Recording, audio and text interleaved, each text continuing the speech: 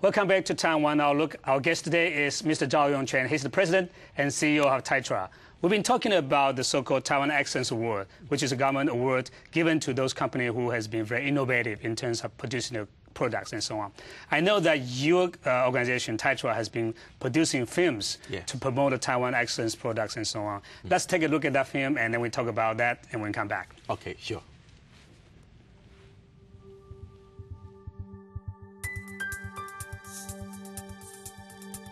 For over 35 years, Taiwan has helped the world by building the technologies that have changed the world.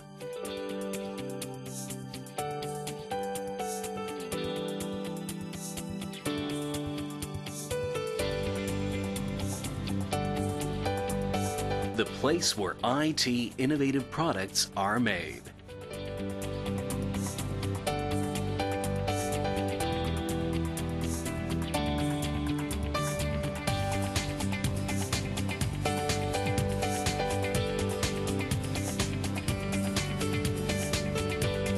There's an amazing amount of innovation in the PCs and mobile devices coming from Taiwan.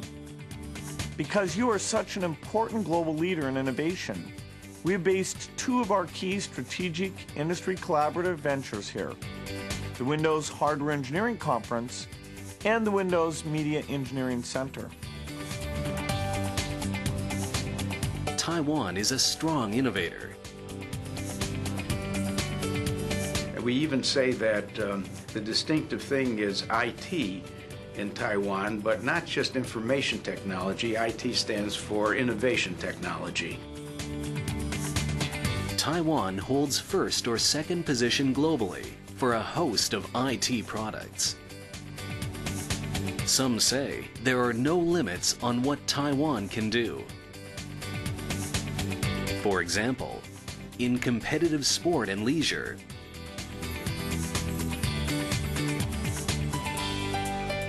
and glass and porcelain arts with designs showing ingenuity and originality. With superb craftsmanship, Taiwan artisans bring art to life. It is the only country that is devoted to where they are going to be 10 years down the line or 20 years down the line. Now, the spirit of Taiwan is stronger than ever. This is the spirit of innovation.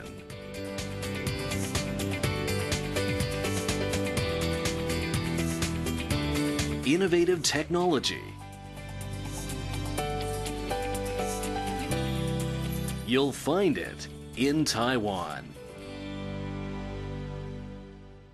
Yeah, Mr. Zhao, that's a very impressive promotion film, right? Yes, thank you. Yeah. With the introduction of so-called Taiwan Excellence Award, are you happy about the result of the progress of our Taiwan's, innovation industry?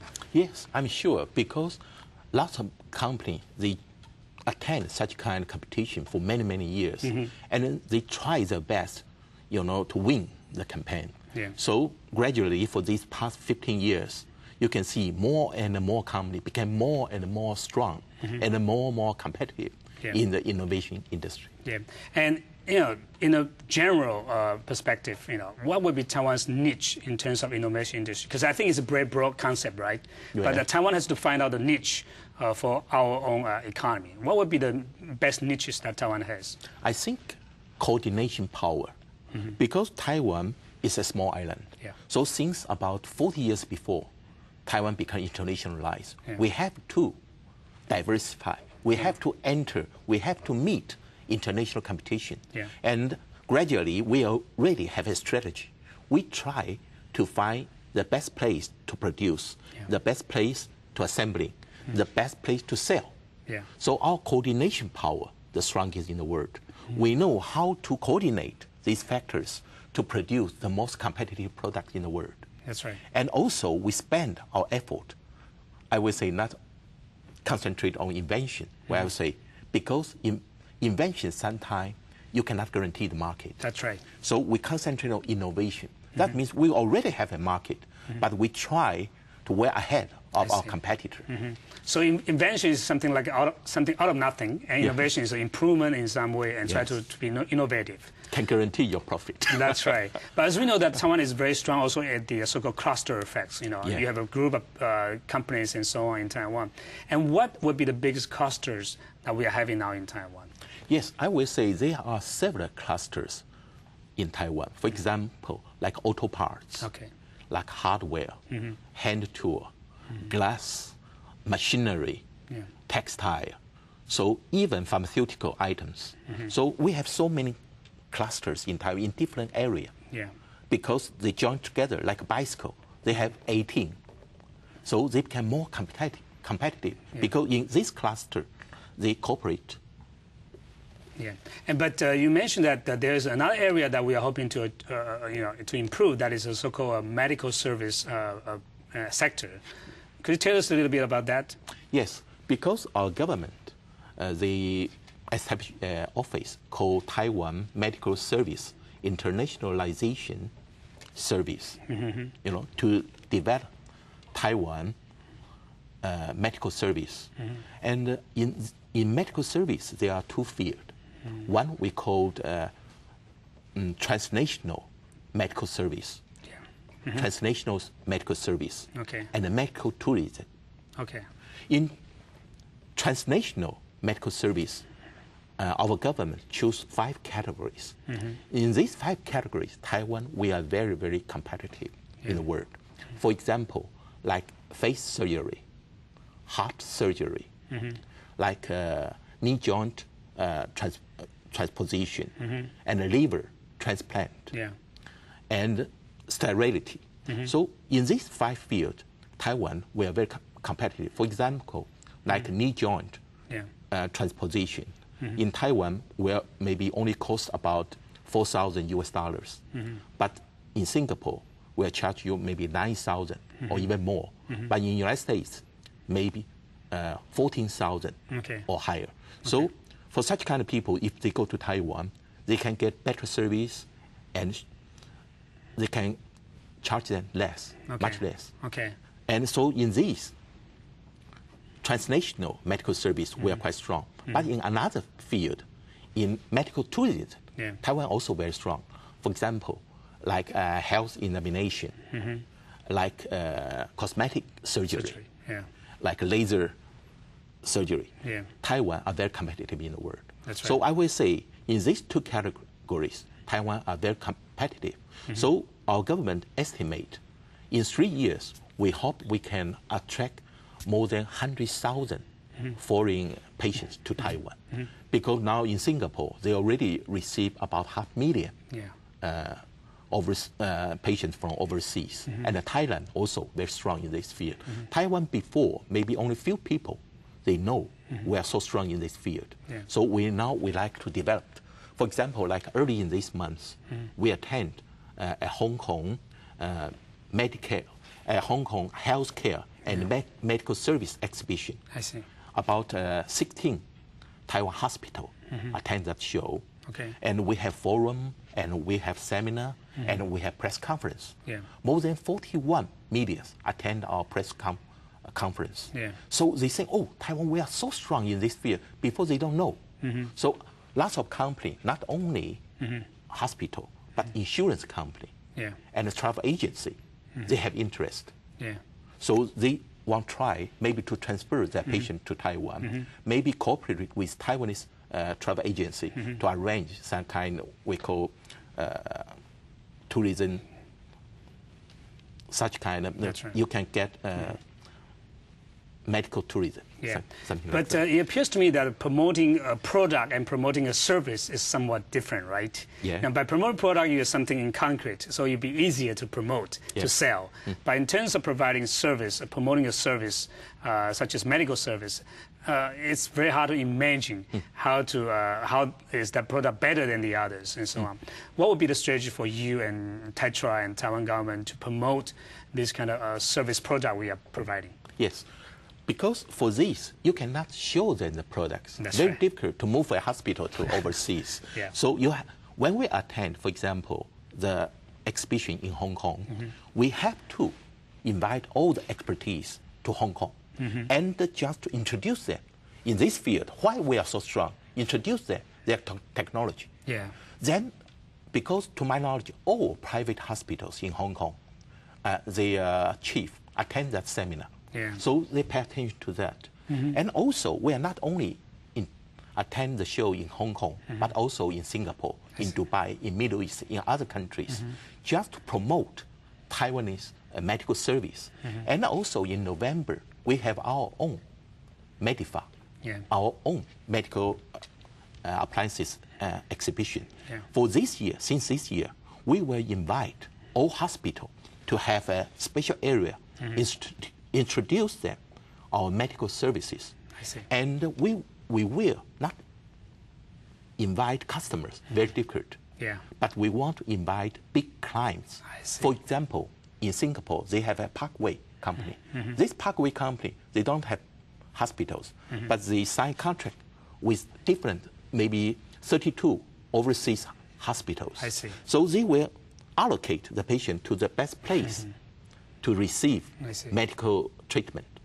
So they just, since they have very good reputation, so they earn big profit. Yeah. So we will invite such kind of companies, insurance companies, hospitals, and travel agents, invite them to Taiwan. Yeah. Not only to see the exhibition, but also invite them maybe to Taichung or to other cities, just to see our hospitals, to see our facilities, and what kind of service we can render them. Yeah, but by inviting the foreign patients to come to Taiwan, will that increase the quality of service of medical service in Taiwan in general, or are some people concerned that for the local people, the service they get will be worse than they had in the past?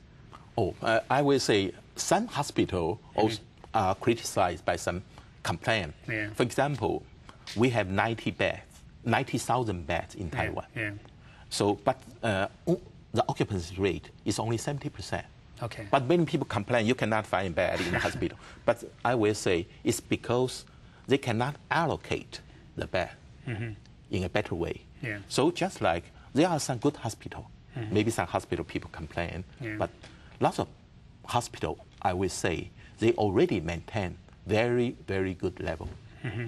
In comparison with other countries like South Korea, Singapore, what are the comparative advantages of Taiwan in terms of providing this kind of medical service abroad? I will say quality. Because Taiwan, like a National Taiwan University Hospital, they have more than 100 years history. So a good hospital, you need maybe more than 50 years to train them, you know, to have a good doctors. This, no other country can easily to have so many good doctors, but Taiwan we have. Second, lots of Taiwanese hospitals, they have all best, most, I would say, modern equipment in the world. They say the density of MRI, Taiwan is the highest in the world. So because most of hospitals, they are very rich, so, and they are very informative. So they bought lots of modern equipment and facilities. So when you see them, you will be astonished. Even the density of best equipment of density may be highest in the world, especially in some very particular, very luxurious facilities. So I would say equipment, facilities. But in addition to the physical infrastructures, in terms of software, in terms of languages, in terms of policies, even laws and so on, I think Taiwan should be complete in order to receive the foreign patients and so on. Are there any steps that are taken by the government already in trying to improve the infrastructure to receive foreign patients? Yes. Not only encourage it, not to do promotion, but also our government try to open the visa, like medical visa. So, to my knowledge, they are now considering to open the medical treatment visa for Chinese. So, for 3 months. But now I don't know whether they already have details.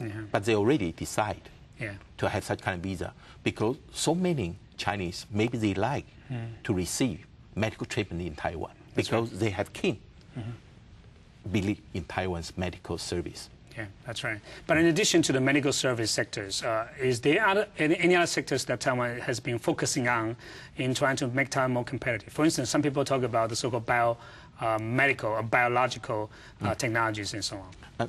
I will say medical tourism also a very attractive items because you can see Taiwan, we are the fourth largest country in Asia, attract tourism. Yes.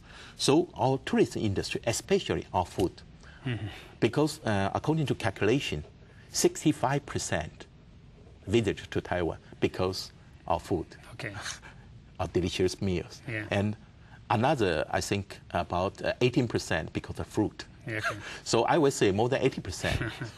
They like Taiwanese food and fruit. Okay. So this can be also a very big attraction for foreigners. Yeah. So if they attend, I will say, medical tourism, they come to Taiwan to receive a health examination, but they also can enjoy good food. That's because Thailand, they have a reputation kitchen of the world. That's right. But we try to introduce other people, Taiwan, a gourmet paradise. Okay, so it's added value to the medical service in Taiwan, right? And how about biotechnologies in Taiwan? Yes, because Taiwan's climate and lots of Taiwanese companies already concentrate in this field. And even our government fully supports this. Since 5 years before, they already fully support company to develop this industry. So I will say in a few years, you can see the result because this takes a longer time. That's coming back to the issue of branding Taiwan. You know, apparently it takes time and it takes a lot of resources to brand Taiwan's companies and so on. But there are also success stories and also failure stories in terms of branding Taiwan's company. How do you see the BenQ case? You know, BenQ by acquiring Siemens and so on. I will say they are not totally failed.